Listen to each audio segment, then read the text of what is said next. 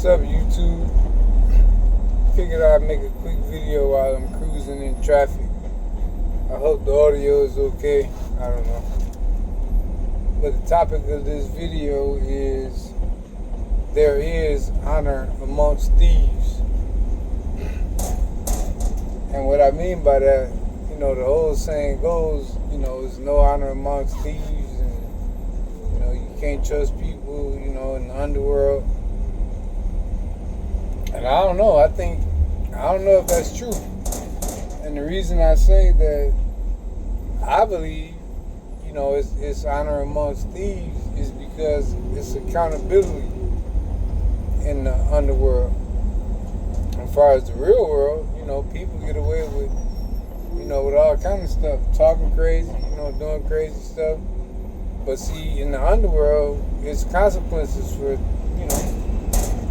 for all those, those types of actions, So I really believe it's actually more honor in the underworld than in the regular world, because you just can't go move through the underworld doing people any kind of way and, disrespecting people and just having your way with people. That's definitely not how it works. But in the real world, aside from the internet, just, people got like a sense of entitlement in the world. Like it's almost bizarre. But the reason, they, can carry on the way they do is because there's no accountability. It's so much passive aggression in traffic, in the grocery store, just period. In the gym, like, you can't get away with that shit. Like, for instance, like in jail. And it's so much honor and respect in jail. Like, it don't even compare to the real world. And the reason that is because that's the only option you have. Like if you bump a guy in jail, or you better say excuse me, or my bad, I'm sorry, whatever the case may be. Because if not, you got to answer to that. And see, in the real world, like, people, they got it all twisted up. Like, I even noticed it going from, different cities where it's just no accountability. Like, people think they can almost like, stare you down, and you just supposed to take it. Like, you just supposed to be uncomfortable, and, but what they don't realize is everybody's not from where you from. Like, like, it's crazy, like, just how people are, and people, love that saying, no honor amongst thieves, and this and that. Man, they never even dealt with those type of people before. They done dealt with some rotten ass co-workers, or, some chick that did them wrong. Like, they didn't mention those people, but no honor amongst thieves. I don't know, man. I don't agree with that. And a big part of why I don't agree with it is most people don't really understand the underworld. And I'll give you an example. It's like you really only got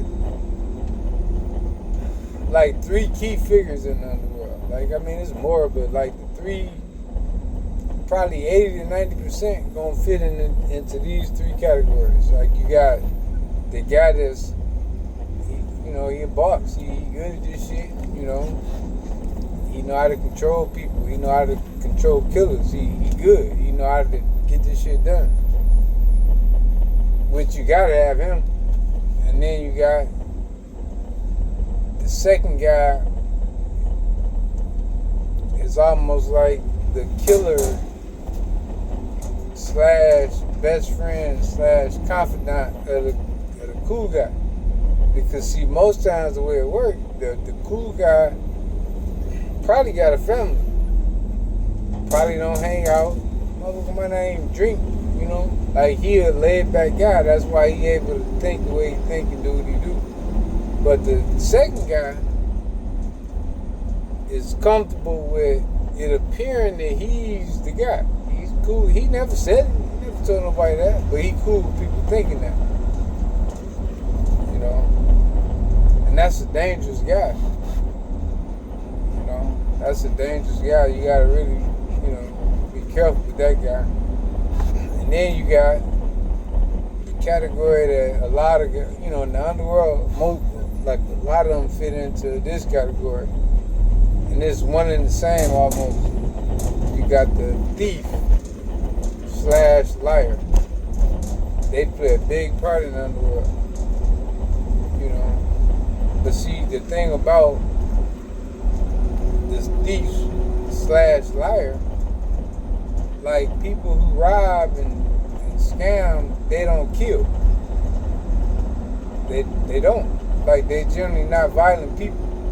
And they generally, you know, I guess for lack of better words, they fear violence, which makes them controllable. You can control that person as long as you understand that this person, they're stealing their life. You know, you can't show them too much. You can't, you know, as long as you understand that.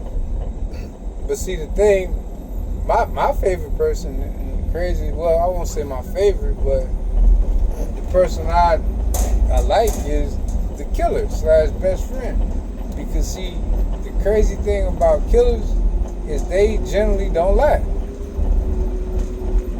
Like, and that works out very well when you around dangerous people, because see, they genuinely dangerous people, which means like if they feeling the way, or if something going on and there's some tension, they can't hide it. Like, they not fake like that. Like, you know, they really despise the snake, you know, the guy to get up under you and rock you to sleep. Nah, they straightforward with this shit. That's why I like being around them. Now, the top guy, you know, I mean, that speaks for itself. Like, he that dude, like, you know. And most times, contrary to popular belief, that guy lasts. That guy really don't go to jail. Like, he don't normally get killed because he not in the mix. Like, he not in the mix like that. Like, he generally, most times, he a family dude. Might be on the down PTA, or, you know, like, for real. Like, he a stand-up dude. He just, that's what he did when he was young, and he got good at it, you know, and there's a system in place, you know. But, you know, people don't really understand, you know, the streets. Like, they watch these movies and they think it's real, and, you know, most of that stuff is so far-fetched and so far from reality, you know. It's just, you know. But people believe this stuff, and they trust the wrong people. The most dangerous people you'll ever meet in your life is a guy in a suit with a degree hanging on the wall. That's one of the most dangerous people you'll meet ever, because he can ruin your life. And he got no problem with doing it. Like, in the right situation, you know. Take that guy that invention you came up with, that recipe. Man, that dude had somebody knock you off and go on Shark Tank and present it like he made it up. Like, those real gangsters is the people in those suits, you know. And another fun fact, that people, you know, Taco, what the hell you doing, dude? Sit down. Another fun fact is, like, life gonna teach most people. You know, and then again, I grew up in an urban environment. I can't speak for the suburbs, I don't know. But I don't think it's probably much different. You know, from the urban perspective. Your biggest enemy, your biggest op is with you every day. Like, every day. Like, that's the most dangerous person in your circle, that one you with every day. Because see, here's what life teaches you. You know, when you get older, you know, in your 50s, you know, you start to understand relationships better. Excuse me. And when I say relationships, I'm not talking about like, you know, man, woman, just relationships in general. They generally end. Damn near, aside from your family, like your immediate family, maybe one or two people you grew up with, but other than that, most relationships end at some point, for whatever reason. Like, you know, not even all of them, most of them don't end on bad terms, but they end. And see, problem that you run into, whether it's a guy or a girl or a woman, they know shit about you. Like they know a lot of shit about you, and people love to talk shit. I heard Boosie says years ago, like, people love to talk shit about you. You know, when y'all stop kicking it like that, and that's true. So that person can probably push some buttons that most people can't push. But see, the problem with the underworld, the way it's kind of structured, it's kind of designed and built in a way that most times, you know, I hate to say it, most times the friends wind up killing friends. And it's so fucked up that I understand it. I get it. I mean, it's what it is.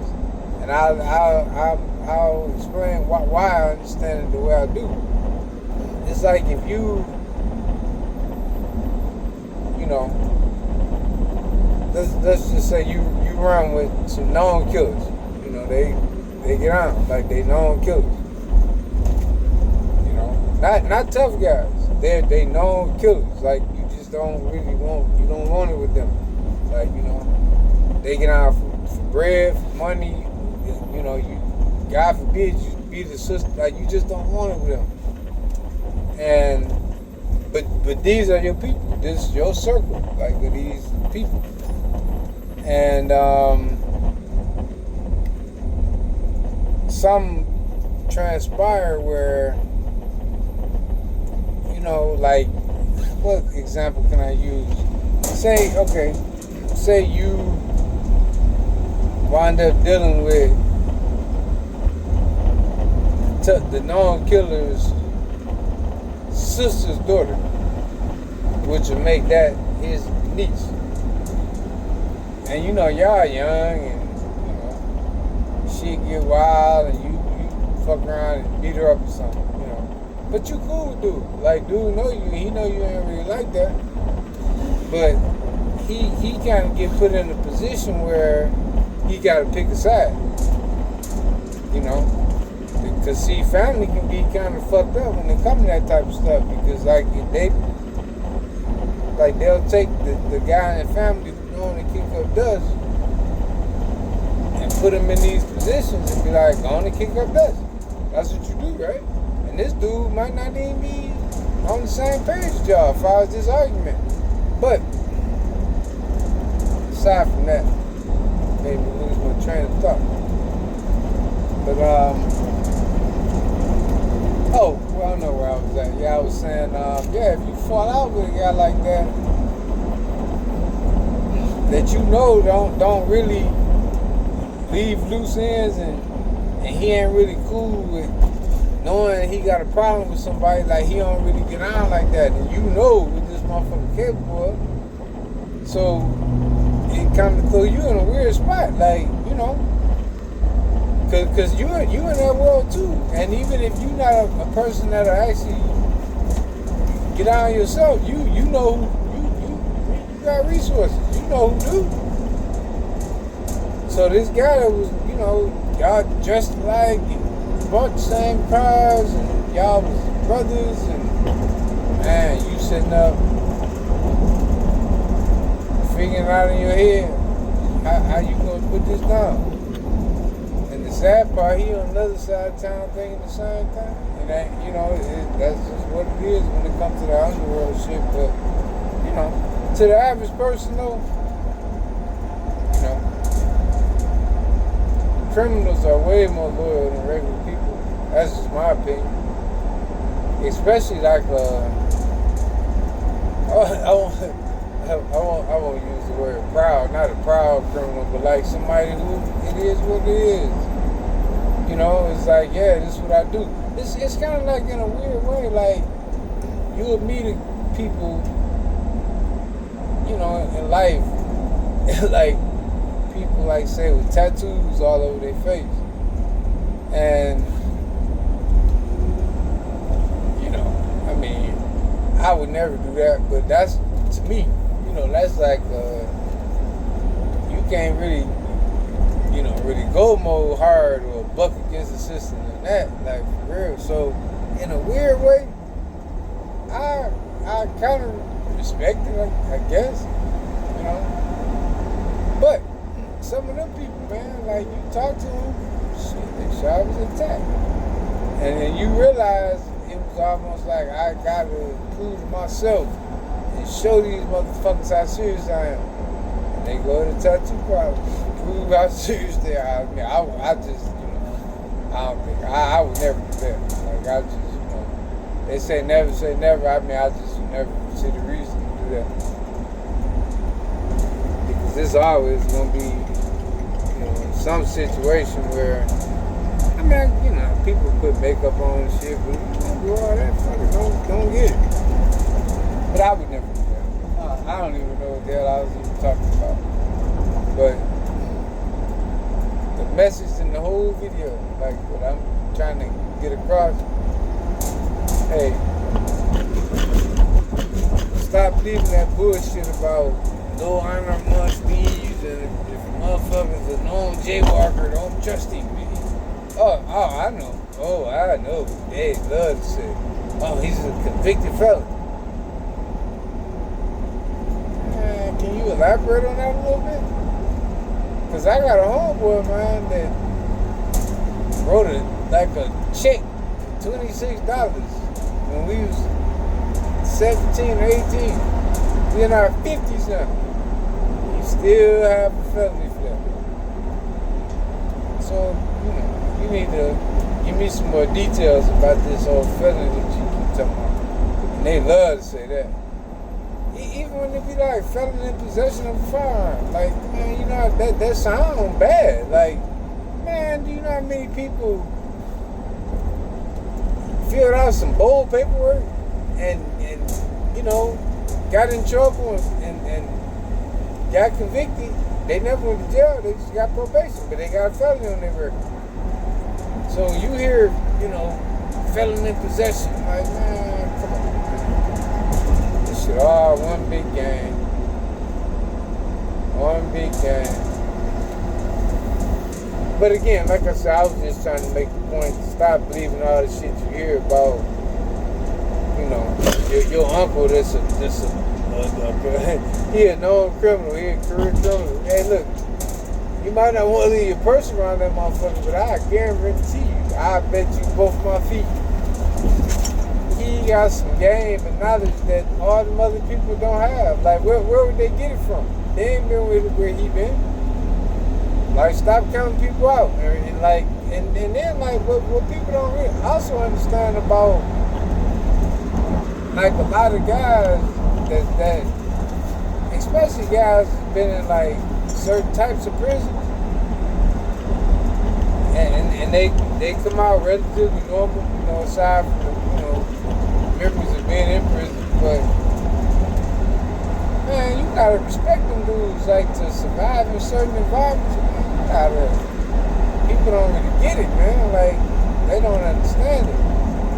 That's why it be offensive when people be playing in your face, and like, you know, they not even built like you, like, at all. Like, not even a little bit. Like, you just not. Like, and look, here's the thing. I'll even give a lot of them credit. Like, a lot of them went, you know, to the gym, and, you know, they got in the MMA, and, you know, they do CrossFit. You know, they in phenomenal shape. And all of that. And see, here's the thing about that. What people don't understand, all that, like, all all those things that I just mentioned are excellent, and they serve their purpose. But their purpose is not to defend yourself. Though the purpose of everything I just mentioned is to boost your confidence. That's all it does. If you you can handle yourself really in any situation, and it's the confidence to come with that. If you in better shape than most of the world, it's the confidence to come with that. So you project confidence, and anybody that's been in any type of hostile environment, let's say, the people who you don't really want to come in contact with, they not looking for a challenge. Like, do you really think the robber in the roughest, toughest neighborhood in America gonna pick out a guy that looked like he like ready for this shit? Like, he looked like he probably not gonna give you his shit. Man, thieves don't target people like that. Thieves don't target people like that. Like, they're not looking for a challenge. And I think that's a huge misconception. Like, people think because it got big, and it's like, I can give an example. Like, I remember when we was younger, it was like always a narrative that cocky guys can't fight. Like, well, that's what you call them, cocky. Guys that had muscles or worked out and shit. Like, that was the narrative. Like, they couldn't fight. And see, I never understood the shit when I was younger. Like, cause I always stayed in pretty decent shape, but I never understood it. Like, why would that just be the narrative? Like, I can see every now and then, a corny dude just get, he's still corny, he just got muscles, but I just never understood it. But here, as I got older, I understood. That's, like, lightweight, it's hating. You hating.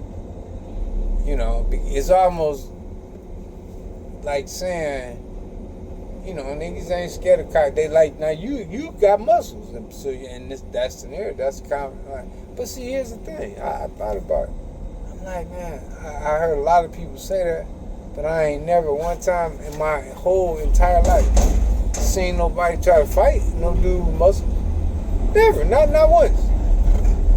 But the narrative is, man, I'm glad you know that. But the narrative is, cocky guys can't fight. That's the stupidest shit in the world. Like I said, I didn't understand it when I was younger, but I ain't never had to, got called out. So, I don't know. I'm gonna end this video. I'm gonna post this shit too. It was just a ramble, but a good ramble.